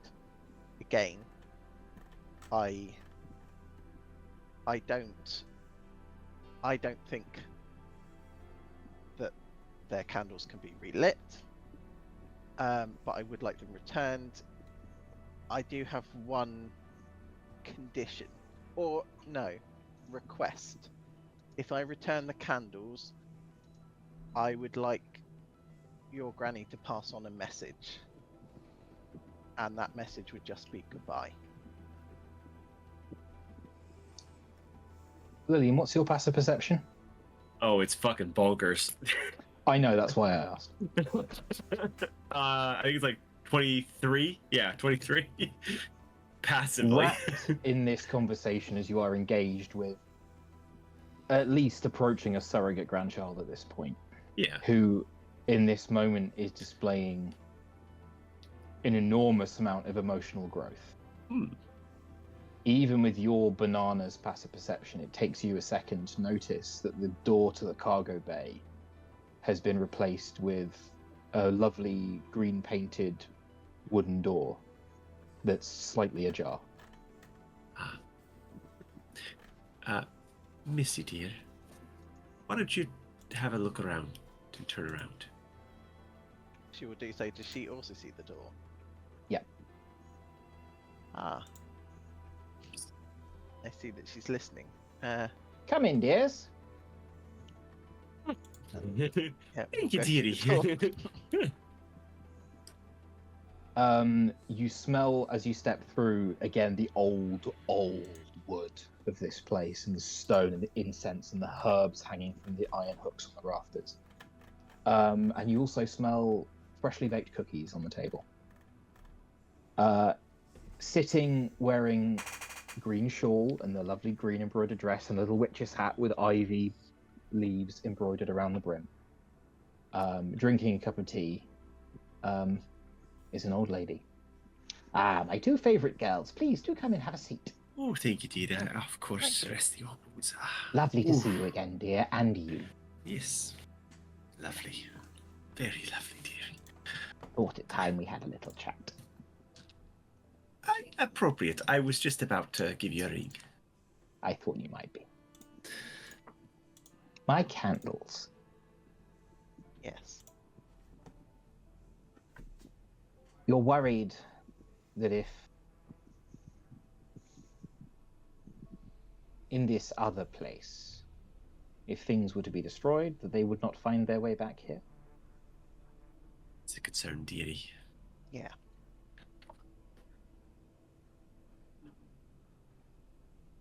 Do you like my hat? It's lovely. It's very nice. It is a hat, lovely dear. hat. Yes, yes. I have a lot of hats. I wear a lot of hats. Everywhere I go, I wear a different hat. I think I see. There is the no metaphor. corner of creation that is blind to me. No facet of reality where I will not shepherd those who have passed on to their final destination. Good to know, dearie. I thought maybe that particular reality might be a bit, hazardous. Things died there too. I suspect they did, dearie. I suspect they did. I beg that not all of them are trapped, I would imagine. How are you doing, Misty? It's been a long day. That it has. She is on the verge of tears at this stage. I think she this lady is 4 foot dead. Is the tiniest grandmother, and she reaches up and gives you this big grandmotherly hug. And it feels, her arms just feel like Lillian's, and they feel like your mother's. They feel like every mother's. It'll all be okay. I promise. I know. I'm a grandma. It's true. It's one of the powers you get. There will be silent tears, and she will whisper into her ear. Yeah. Will you take good care of them? I'll do what I always do. My best. And for such a special girl, who could refuse? And just boops you on the nose. Lillian, my dear. Yes, dear. Been keeping an eye on your grandchildren. Lovely, lovely children they are. Very boisterous. Yes. You've been concerned about them, about whether your mortal frame can sustain itself. I don't think I have enough time to get them. It's always about time, isn't it? It is, dearie. And I still have not considered more egregious options. Mm. You know my thoughts on such methods. I do, dearie, and I am in wholehearted agreement. No supernaturally indefinite extensions. You're not going to get all jiggery pokery with those funny machines or the blinky lights, are you? For eternity, no. Perhaps I could offer an alternate solution. Oh. Do tell, dearie. Do you like my cottage? It's lovely, dear. Spacious, but I'm rather tired of it. I'm thinking of going on a holiday. See. Now, your friend, the one in the bowler hat. Oh, the one yes, with the him. the one with the cheekbones. Yes, that one, Him. dearie. He's he's pretty handsome, but you know.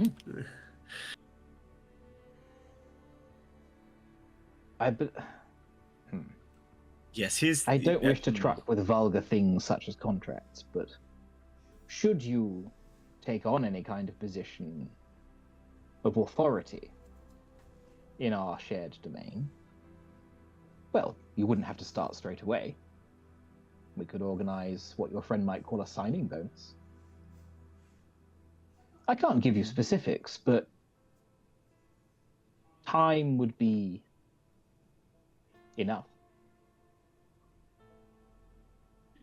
Enough to get them Enough. out the door. Just They're enough. on their own legs, I think. You don't have to decide now. No, dearie, no. But But it is an offer, and I hate to think of you in one of those dreadful, silly places with all the blinky machines. They make my head ache. Give me a good leather-bound book any day. Yes, dearie. And it would even. I'd still get to watch over them. As a good I have to grandmother watch should. over everyone, Lydian. It's rather part of the job. I think a lonely part of the job. Perhaps why you want the holiday. That's why I have the cat. And this black cat pops up on the table. I am a witch, after all. Must get one of those. Perhaps... It's on the table. The cat, I mean, and the deal, but the cat mostly. The cat mostly. The cat is just sort of kneading on the cookies. Those are not good anymore, are they? Oh, they're much better. Oh, well. Well, I will think on it. I think I have the signing bonus makes it intriguing, and I will not I had considered the position at some back of my mind kind of thing. It's not really the done thing, but between friends, I think we can cheat the system a little, can't we? I think bending the rules, dear, is something I've always been very keen to do. I think it's why you'd be good at my job. I think so too, dearie. Right. Right. If you stay here any longer, you'll both die, so you should go. Yes, I'd like to leave. Just one last question, but as she is still making it towards the door. Because I'm unsure if the first plan will work, would you be able to give me a sign if the candles reach you? Most certainly. Thank you. Oh, and Misty, Yes. take a cookie. You have to They tell are me the better. recipe. They are better after the cats needed them. They got little tiny pinprick claw marks. That cat is a psychopomp. Yeah. Yeah. Cool. And I think from Augustine and Will's perspective up in the cabin, absolutely no time. You didn't even see them move. There was no movement towards the door. That has taken place outside of time almost, in a way that is what do you call it? Oh, brain's getting tired now. Yeah, it takes place very subtly and quietly, just off to the side of reality rather than going anywhere, if that makes sense. Cool. So Misty is at the Atom Forge. Lillian having a brief conversation. Will, Augustine, any final thoughts before we wrap up? So, Richard, if you want to go first.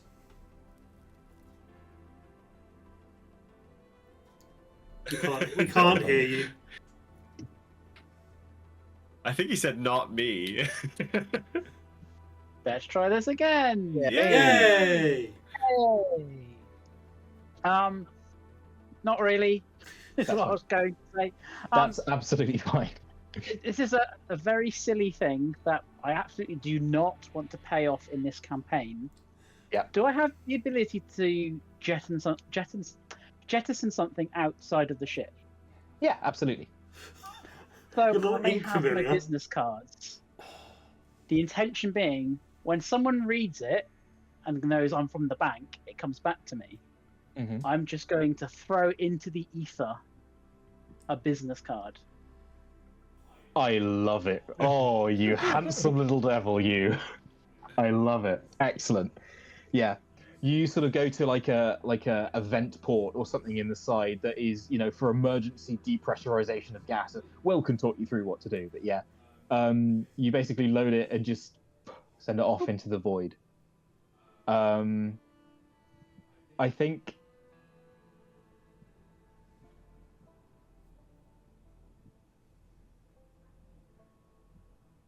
that's all I'm going to say on the matter. That's it. Well, Okay, so after everyone has talked to everyone that they're going to talk to, Yeah. on the communication device, including, did Lily call Headmaster Irma in the end? No, I haven't yet. I need to do that. yeah, I think just in the interest of time, because I'm going to pass out Yeah. shortly, Irma will basically will have a civil conversation with Lily, and is perfectly happy to offer the assistance of teleporting her knights wherever she needs them to be, and wherever she needs them to be is where you want them to be. Cool. And yeah, that's the long and the short, perfect. basically. Then, for the rest of that, Will is going to be dialing a number and letting it ring for as long as he can. Are you using so you're not using the dream spell, you're using the Immortal Communications Network? Yes. And I'm looking for Ashlyn Harbinger. Brr. Hey, honey. Hi. How'd you fancy a date night? Works for me. We'll we'll meet up. We'll have some laughs. Kill a god. Save the world. I've heard you've been busy. Yeah, You're looking good. You were never that handsome 15 years ago. No, I had a facelift, literally. Yeah. Me too. Yeah. And you can see that she is not wearing soldier's attire. She's wearing the attire of a sheriff, but not one from the sheriff's department. The star badge is sort of singed around the edges and sort of melted. And Lillian, can anyone else? Will you do this when no one else can see, or are you doing this when other people can see? He'd probably ask for some privacy. Yeah, that's fair. But there is, but I'm fully aware that like two other people are distracted, and the one person that he'd ask for privacy could fully just pretend to leave the room and hide somewhere and still watch what was going on. So yeah, it was more whether Lily could see what was going on, but you can see that her face looks gaunt, but you can see that familiar sort of smirk, like that confident, cocky smirk she always wore because she was the best at what she did. And as you say, I've had a facelift. Where do you need me to be? So we're going north. Okay. Going to give her a location. So you can basically, on her screen, you can pop up a map ping. Oh yeah, in that case, I will pop up a map ping. Cool. Neurolands. Been up there a fair few times. Yeah, you're not the only one who had a facelift. And she cracks the reins of the horse she's riding on, and her whole head goes up in flames, turning into a flaming skull. And the ghastly sheriff sets off across the desert, leaving flaming hoof prints burning to sulphurous glass as they go. And I think we'll pick up there next time.